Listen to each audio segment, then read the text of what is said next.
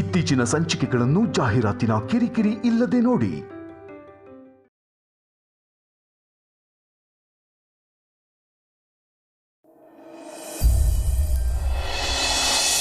ಇವತ್ತು ಮನೇಲಿ ಯಾರೂ ಇಲ್ಲ, ಅದಕ್ಕೆ ನಿನಗೆ ಊಟಕ್ಕೆ ಬರೋಕ್ಕೆ ಹೇಳಿದೆ. ನೀನು ಮುಜುಗರ ಪಡಬೇಡ, ಆರಾಮಾಗಿ ಊಟ ಮಾಡು. ಬಾಳೆ ಅಲ್ಲೇ ನಿನಗೆ ಓಕೆ ಅಲ್ವಾ? ಹಾಂ, ಓಕೆ. ನಾನು ಸಾಮಾನ್ಯವಾಗಿ ಆಚೆ ಹೋಗೋದಿಲ್ಲ, ಅದರ ಮಧ್ಯೆ ಇಂಥ ಘಟನೆಗಳೆಲ್ಲ ನಡೆದೋಯ್ತು. ನಿನ್ನ ಹತ್ರ ಮಾತಾಡಬೇಕು ಅಂದರೆ ಹೇಗೆ ಮಾತಾಡಲಿ ಹೇಳು? ಇವತ್ತು ಮನೇಲಿ ಯಾರೂ ಇರಲಿಲ್ಲ, ಅದಕ್ಕೆ ನೀನು ಬರೋದಕ್ಕೆ ಹೇಳಿದೆ. ನನ್ನ ಮಾತಿಗೆ ಬೆಲೆ ಕೊಟ್ಟು ನೀನು ಬಂದಿಯಲ್ಲ, ನನಗದೇ ಸಂತೋಷ.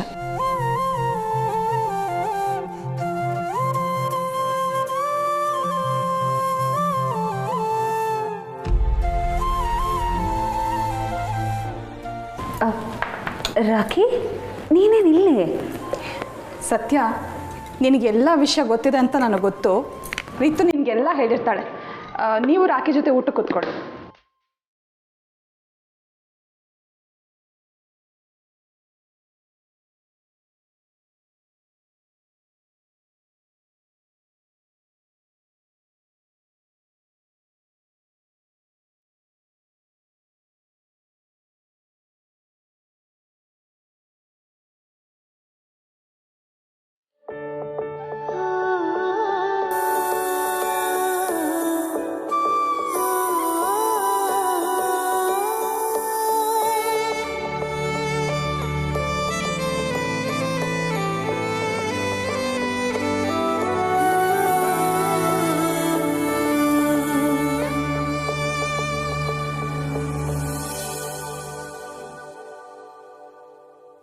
ಮುಜುಗರ ಪಡ್ಕೋಬೇಡಪ್ಪ,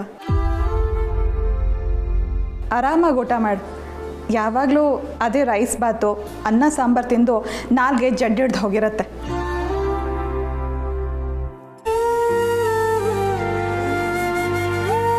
ಅಮ್ಮ, ನೀನು ಫೋನ್ ನಂಬರ್ ಕೇಳಿದ ರೇಂಜ್ ನೋಡಿದ್ರೆ ನಾನು ಏನು ಅಂತ ಅನ್ಕೊಂಡ್ಬಿಟ್ಟಿದ್ದೆ. ನೋಡಿದ್ರೆ ಕರೆದು ಊಟ ಹಾಕ್ತಿದ್ಯಾ? ಇದಕ್ಕೆ ಇಷ್ಟೆಲ್ಲ ಡ್ರಾಮಾ ಬೇಕಿತ್ತಾ? ನೀನು ಅದನ್ನು ಡ್ರಾಮಾ ಅಂದ್ಕೊಂಡ್ರೆ ನಾನೇನು ಮಾಡಲಿ? ರಾಖಿ ಹತ್ರ ಮಾತಾಡಬೇಕು ಅಂತ ಎಷ್ಟೊಂದು ದಿನದಿಂದ ಅನ್ಕೋತಿದ್ದೆ, ಆದರೆ ಅದಾಗಿರಲಿಲ್ಲ. ರಾಖಿ, ಇನ್ನೂ ಸ್ವಲ್ಪ ಪಲ್ಯ ಬಡಿಸ್ಲಾ? ಹಾಂ.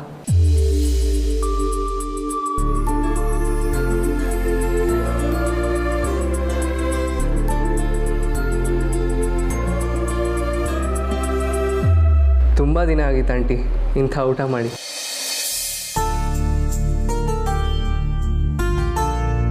ಸತ್ಯ ಇದ್ದಾಗ ವಾರಕ್ಕೊಂದ್ಸಲಿ ಮನೆ ಕರೆದು ಭರ್ಜರಿಯಾಗಿ ಊಟ ಹಾಕೋಳು.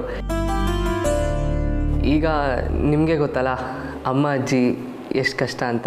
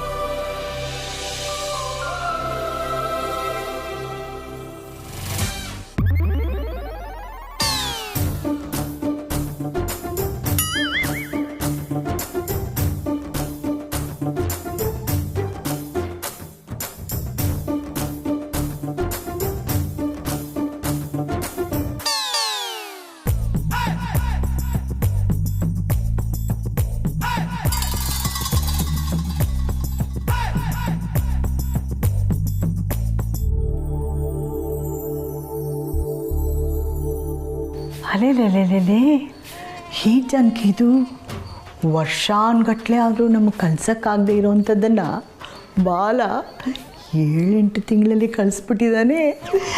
ನಾನು ಅದನ್ನೇ ಯೋಚನೆ ಮಾಡ್ತಿದ್ದೀನಿ ಅತ್ತೆ, ಆದರೆ ಇದು ಕನಸೋ ನನಸೋ ಗೊತ್ತಾಗ್ತಿಲ್ವಲ್ಲ. ಅಯ್ಯೋ ಅತ್ತೆ!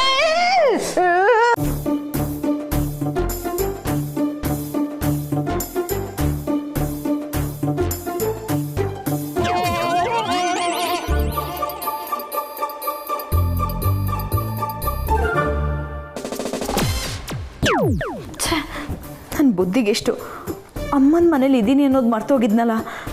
ಬೆಳಗ್ಗೆ ಎದ್ರೆ ಆ ಗಗ್ಗಯ್ಯ ಕೊಟ್ಟಿರೋ ಟಾರ್ಚರ್ಗೆ ಅದೇ ಅಭ್ಯಾಸ ಆಗಿ ಇಲ್ಲೂ ಎದ್ದು ಕೂಡಲೇ ಕೆಲಸ ಮಾಡೋಕ್ಕೆ ಬಂದೆ. ಎಲ್ಲ ನನ್ನ ಕರ್ಮ. ಆ ದರಿದ್ರದವರು ಚೆನ್ನಾಗಿ ಆಟ ಆಡಿಸಿದ್ರು, ಅದರಲ್ಲಿ ಇವ್ರು ಬೇರೆ.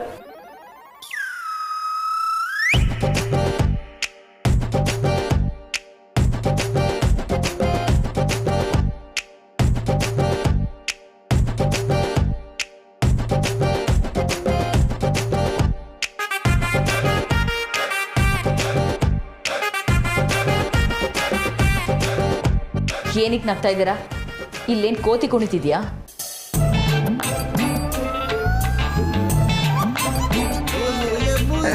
ಇಲ್ಲಮ್ಮ, ಖಂಡಿತ ಕುಣಿತಿಲ್ಲ. ಆದರೆ ನಿನ್ನನ್ನು ಮಾತ್ರ ಅವನು ಚೆನ್ನಾಗಿ ಕುಣಿಸಿದ್ದಾನೆ ಅನ್ನೋದು ಮಾತ್ರ ಕಾಣಿಸ್ತಿದೆ. ಅಮ್ಮ, ಹೇಗಿದ್ರು ಬೇಗ ಎದ್ದಿದ್ದೀನಿ ಅಂತ ಕೆಲಸ ಮಾಡ್ತಾ ಇದ್ದೆ ಅಷ್ಟೇ. ಅಷ್ಟೇ ಅಲ್ಲ, ಮಗಳು ಮನೆಗೆ ಬಂದು ಏನೂ ಕೆಲಸ ಮಾಡ್ತಿಲ್ಲ ಅಂತ ಹೇಳ್ತಿರಲ್ಲ, ಅದಕ್ಕೆ ಮಾಡ್ತಿದ್ದೆ.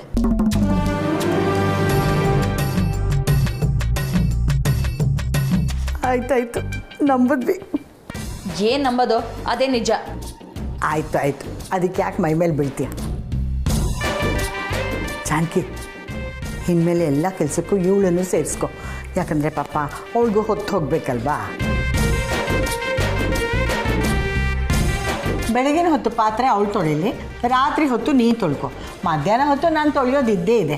ಆಮೇಲೆ ಕಸ ಹೊಡೆಯೋದು ಸಾರಿಸೋದು ಎಲ್ಲ ಅವಳಿಗೆ ಬಿಟ್ಬಿಡೆ. ಎಷ್ಟು ಚೆನ್ನಾಗಿ ಮಾಡಿದಾಳೆ ನೋಡು, ಗುಡ್ ಎಕ್ಸ್ಪೀರಿಯನ್ಸ್ ಅಪ್ಪ. ಇನ್ನು ಬಟ್ಟೆ ಒಗೆಯೋದು ಅದನ್ನು ಅವಳಿಗೆ ಬಿಟ್ಬಿಡು, ನಿನಗೂ ಸ್ವಲ್ಪ ಆರಾಮಂತ ಅನ್ಸುತ್ತೆ. ಸರಿ ಅತ್ತೆ.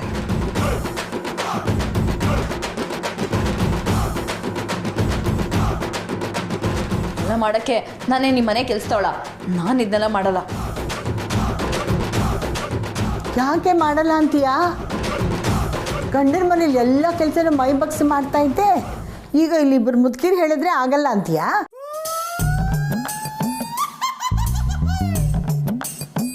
ಅಜ್ಜಿ, ರೇಗಿಸ್ಬೇಡ. ನಾನು ಯಾವನ ಮನೇಲೂ ಕೆಲಸ ಮಾಡಲ್ಲ. ಎಲ್ಲಿ ಹೋದ್ರೂ ನೆಮ್ಮದಿಲ್ಲ, ಕರ್ಮ. ಏನತ್ತೆ ನೀವು ಬೆಳಗ್ಗೆ ಅವಳು ಇಷ್ಟೊಂದು ಗೋಳೊಯ್ಕೊಂಡ್ರಿ? ಸುಮ್ಮನಿರು, ಎಲ್ಲ ಸಮಯದಲ್ಲೂ ನಿನ್ನ ಮಗಳನ್ನ ರೇಗ್ಸೋಕ್ಕಾಗತ್ತಮ್ಮ? ಯಾವಾಗಲೂ ಮುಖನ ಅಮ್ಮಂತ ಗಡಿಗೆ ಗಾತ್ರ ಮಾಡ್ಕೊಂಡು ಇಟ್ಕೊಂಡಿರ್ತಾಳೆ. ಈಗ ಚಾನ್ಸ್ ಸಿಕ್ಕಿದೆ, ಚೆನ್ನಾಗಿ ರೇಗಿಸ್ಬಿಟ್ಟೆ. ಇರಿ, ಕಾಫಿ ತಗೊಂಬರ್ತೀನಿ.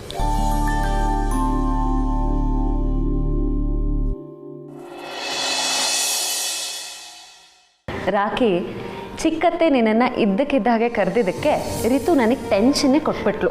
ಅತ್ತಿಗೆ, ಇದರಲ್ಲಿ ಅಮ್ಮಂದೇ ತಪ್ಪಿದೆ. ನಾನು ಕೇಳಿದೆ ರಾಖಿ ನಂಬರ್ ಯಾಕೆ ಬೇಕು ಅಂತ. ಅದಕ್ಕಮ್ಮ ನೀನು ಕೊಡೋದಿದ್ರೆ ಕೊಡು, ಇಲ್ಲಾಂದ್ರೆ ನಾನು ಸತ್ಯನ ಹತ್ರನೇ ಕೇಳ್ತೀನಿ ಅಂತ ಹೇಳಿದ್ರು.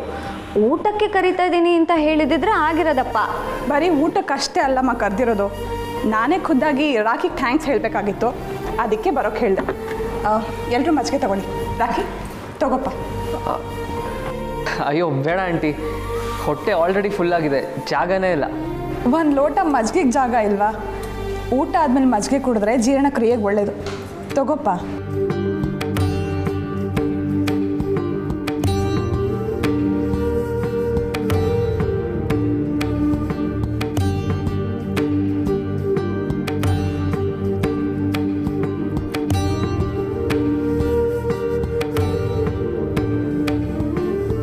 ರಾಖಿ, ಆಗಲೇ ಏನೋ ಮಾತಾಡಬೇಕು ಅಂತ ಹೇಳಿದ್ದೆ.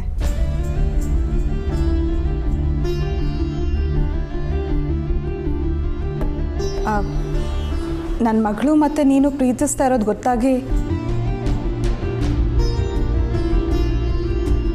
ನಮ್ಮ ಯಜಮಾನ್ರು ನಿನಗೆ ರೌಡಿಗಳನ್ನ ಬಿಟ್ಟು ಹೊಡ್ಸಿದ್ರು.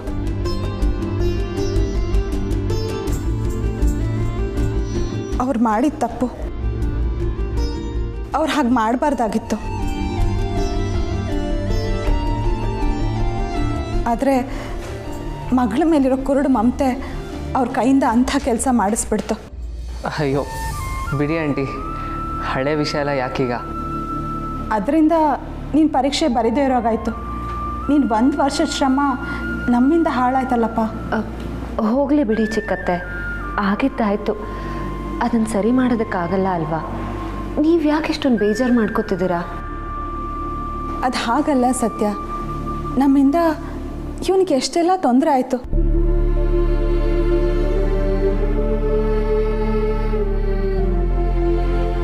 ಅದನ್ನೆಲ್ಲ ಇವನ ಮನಸ್ಸಲ್ಲಿ ಚೂರು ಇಟ್ಕೊಳ್ದೆ ನಮ್ಮ ರೀತುನ ಮನೆಗೆ ವಾಪಸ್ ಕಳಿಸ್ಕೊಟ್ಟ.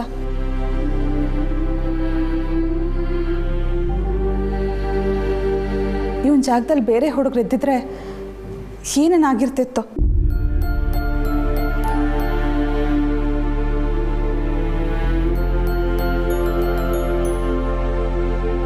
ರಾಖಿ ಆಗಿರೋದಕ್ಕೆ ಸನ್ನಿವೇಶನೇ ಬದಲಾಯಿತು.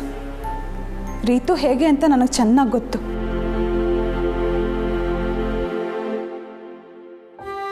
ಹಟ್ಟು ಮಾರಿ ಅಂದ್ಕೊಂಡಿದ್ದಾಗಿಲ್ಲ ಅಂದರೆ ಏನು ಬೇಕಾದರೂ ಮಾಡೋದಕ್ಕೆ ರೆಡಿಯಾಗಿರ್ತಾಳೆ.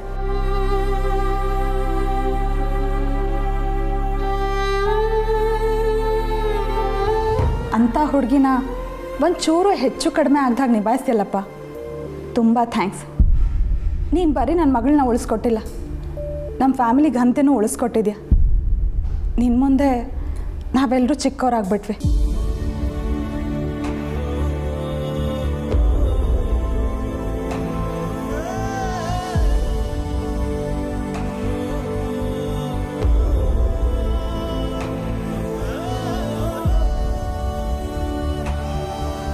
ಪ್ಲೀಸ್ ಆಂಟಿ, ಹಾಗೆಲ್ಲ ಅನ್ಬೇಡಿ. ಫ್ಯಾಮಿಲಿ ವ್ಯಾಲ್ಯೂಸ್ ಏನು ಅಂತ ನನಗೆ ಚೆನ್ನಾಗಿ ಗೊತ್ತು.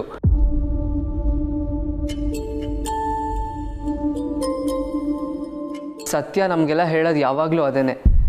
ನಿಮಗೆ ನೋವು ಕೊಟ್ಟು ನಾವು ಸಾಧಿಸೋದು ಏನಿದೆ ಹೇಳಿ?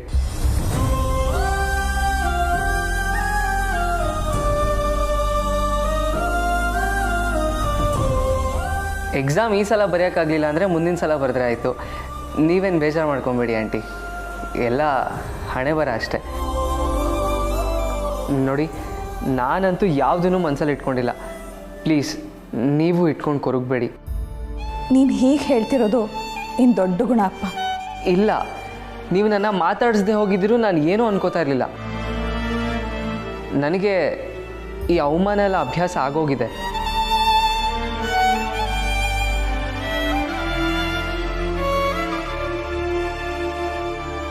ನನ್ನಿಂದಾಗಿ ಮನೇಲಿ ಏನೇನೋ ಆಗೋಗಿದೆ.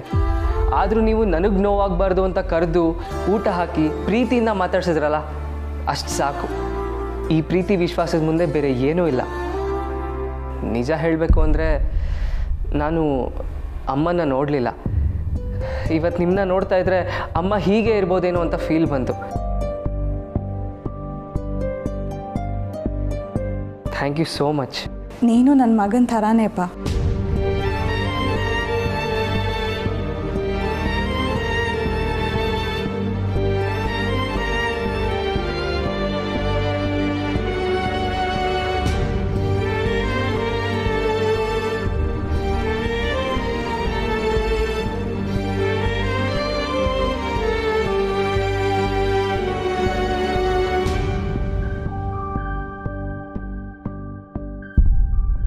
ಅಂದಾಗೆ ರಾಖಿ, ನಿನಗೇನೋ ಕೊಡಬೇಕು. ಬಾಪ್ಪ. ಅಮ್ಮ, ನೀವಿಬ್ಬರು ಇಲ್ಲೇ ಇರಿ. ಬಾಪ್ಪ.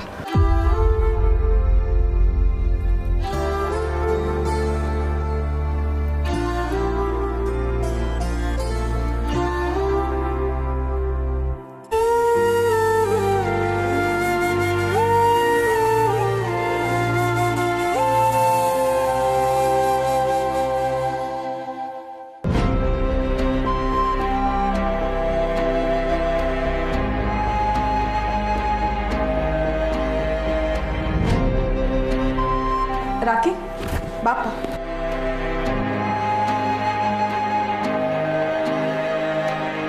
ತಗೋ. ಏನಿದು? ಇದು ನನ್ನ ಸೇವಿಂಗ್ಸು. ಅಲ್ಲಿ ಇಲ್ಲಿ ಉಳಿಸಿರೋ ಹಣ. ತಗೋ, ನೀನು ಓದಿಗೆ ಹೆಲ್ಪ್ ಆಗತ್ತೆ. ನಾವು ನಿನ್ನಿಂದ ಕಿತ್ಕೊಂಡಿರೋ ಸಮಯ ಅಂತೂ ವಾಪಸ್ ಕೊಡೋಕ್ಕಾಗಲ್ಲ. ಕಡಿ ಪಕ್ಷ ನಿನಗಿದ್ರಿಂದ ಉಪಯೋಗ ಆಗೋದಾದರೆ ಆಗಲಿ. ತಗೋ. ಇಲ್ಲ ಆಂಟಿ, ನನಗಿದು ಬೇಡ. ಯಾಕೆ ನೀ ಇದನ್ನು ತೊಗೊಂಡ್ರೆ ನನಗೆ ಖುಷಿ ಆಗತ್ತೆ. ಹೌದು, ಬಟ್ ಓದೋರ ಕೈಲಿ ಅಗತ್ಯಕ್ಕಿಂತ ಹೆಚ್ಚಾಗಿ ದುಡ್ಡಿರಬಾರ್ದು. ನನ್ನ ಓದಿಗೆ ಬೇಕಾದಷ್ಟು ಹಣ ನನ್ನ ಹತ್ರ ಇದೆ ಆಂಟಿ. ಅಲ್ಲಿ ಇಲ್ಲಿ ಪಾರ್ಟ್ ಟೈಮ್ ಕೆಲಸ ಮಾಡಿದ್ದು, ಟ್ಯೂಷನ್ ಮಾಡಿದ್ದು ಅವೆಲ್ಲ ನನ್ನ ಹತ್ರನೇ ಇದೆ. ಹಾಗೂ ಕಮ್ಮಿ ಆದರೆ ನನಗೆ ಸಪೋರ್ಟ್ ಮಾಡೋಕ್ಕೆ ಸತ್ಯ ಮತ್ತು ಹುಡುಗರಿದ್ದಾರೆ. ಅಷ್ಟು ಸಾಕು ಆಂಟಿ ನನಗೆ. ಈ ವಯಸ್ಸಲ್ಲಿ ನಿನಗೆ ಎಷ್ಟೊಂದು ಸ್ವಾಭಿಮಾನ. ಬಡವರಾಸ್ತಿ ಅದೊಂದೇ ಅಲ್ವಾ ಆಂಟಿ? ಮುಂದೆ ಯಾವತ್ತಾದರೂ ಏನಾದರೂ ನಿನಗೆ ಕಷ್ಟ ಬಂದಾಗ ನಾನು ಇದ್ದೀನಿ ಅನ್ನೋದನ್ನು ಮರಿಬೇಡಪ್ಪ. ಖಂಡಿತ ಆಂಟಿ, ನಾನು ಹೊರಡ್ತೀನಿ. ಈ ದಿನ ನಾನು ಯಾವತ್ತೂ ಮರೆಯಲ್ಲ aunty. Thank you so much.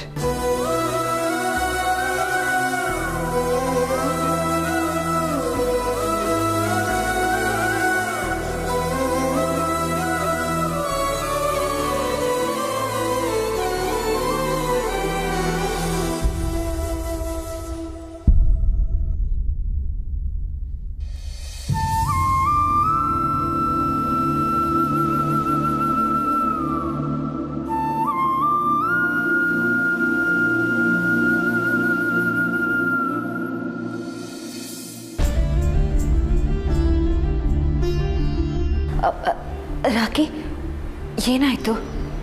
ಸತ್ಯ, ನೀನು ನನಗೆ ವಿದ್ಯೆ ಕೊಟ್ಟೆ, ಫ್ಯಾಮಿಲಿ ಕೊಟ್ಟೆ ಅಂದ್ಕೊಂಡಿದ್ದೆ. ಇಲ್ಲ, ನೀನು ನನಗೆ ಇಡೀ ಬದುಕನ್ನೇ ಕೊಟ್ಟಿದ್ಯಾ. ನನ್ನ ಲೈಫಲ್ಲಿ ಏನೇನು ಸಿಕ್ಕಿಲ್ಲ ಅಂದ್ಕೊಂಡಿದ್ನೋ ಎಲ್ಲ ನಿನ್ನಿಂದನೇ ಸಿಕ್ಕಿದೆ. ರಾಕಿ, ಇಷ್ಟು ದಿನ ಅಕ್ಕ ಆಗಿ ನೀನು ನನ್ನ ಜೊತೆ ಯಾವಾಗಲೂ ಇರ್ತಿದ್ದೆ. ಆದರೆ ಇನ್ಮೇಲಿಂದ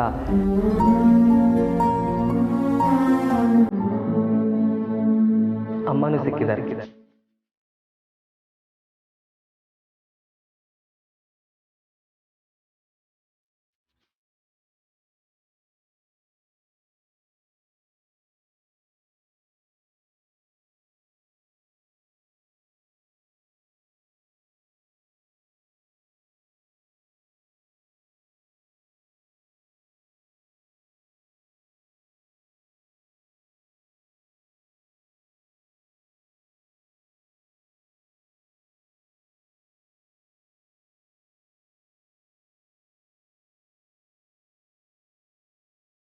ಬರ್ತೀನಿ.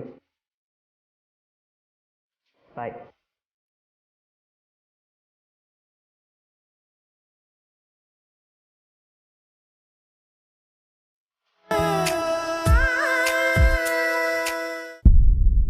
ಸತ್ಯ,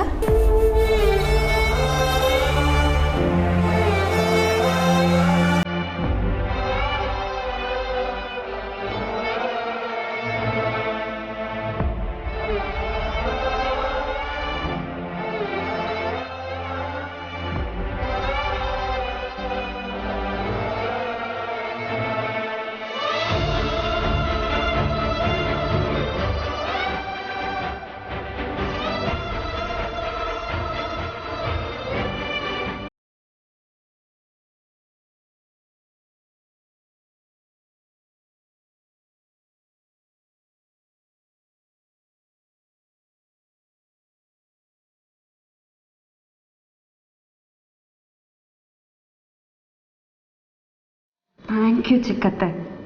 ಈ ಮನೆಗೆ ನಾನು ಬಂದಾಗ ನನಗೆ ಅಮ್ಮ ಆಗಿದ್ರಿ. ಆದರೆ ಈಗ ನಮ್ಮ ತಮ್ಮನಿಗೂ ಅಮ್ಮ ಆದ್ರಿ. ಈ ಋಣನ ನಾನು ಹೇಗೆ ತೀರಿಸ್ಲಿ?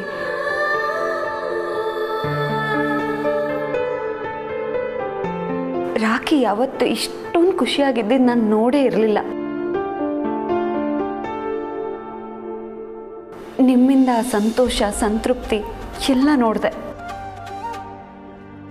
ಅಮ್ಮ, ನಾನು ನಿನ್ನ ತಪ್ಪು ತಿಳ್ಕೊಂಡ್ಬಿಟ್ಟಿದ್ದೆ. I am sorry. Ritu, Rakesh ಅಪ್ಪಟ ಅಪ್ರಂಜಿ. ಅಂಥ ಹುಡುಗನ್ನ ಯಾವತ್ತಿಗೂ ಕಳ್ಕೊಬೇಡ.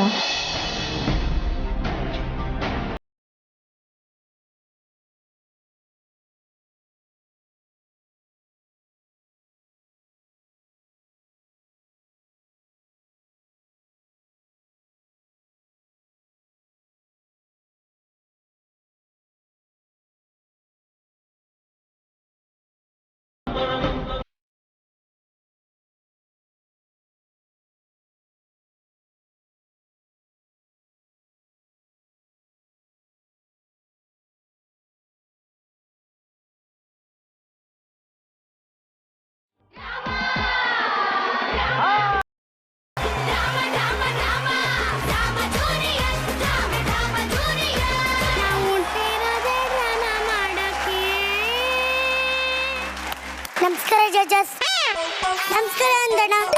ನನ್ನ ಹೆಸರು ಮಧು ಅಂತ. ನನಗೊಂದು ಕಾಯಿಲೆ ಇದೆ. ನನ್ನ ಲೈಫಲ್ಲಿ ಏನೇನು ನಡೀತದೆ ಅದ್ರಲ್ಲಿ ಕನಸು ಅದು ನಿಜ ಅದು ಏನು ಗೊತ್ತಾಗುತ್ತಿಲ್ಲ. ಇದರಿಂದ ನನಗೆ ತುಂಬ ಪ್ರಾಬ್ಲಮ್ಸ್ ಆಗ್ತದೆ. ಅತ್ತೆ ಗಂಡನ ಮನೆ ಬಿಟ್ಟು ನಮ್ಮ ಮನೆಗೆ ಬಂದು ಸೇರ್ಕೊಂಡಿದ್ದಾಳೆ. ಸ್ವಲ್ಪನೂ ಬುದ್ಧಿ ಇಲ್ವಲ್ಲ ಅತ್ತೆ? ಸಣ್ಣ ಚಿಂತೆನೂ ಕಾಣ್ತಿಲ್ಲ. ಈಗಿನ ಕಾಲದ ಹುಡುಗಿರ ಮನಸ್ಸನ್ನು ಅರ್ಥ ಮಾಡ್ಕೊಳ್ಳೋಕ್ಕೆ ಆಗಲ್ಲ.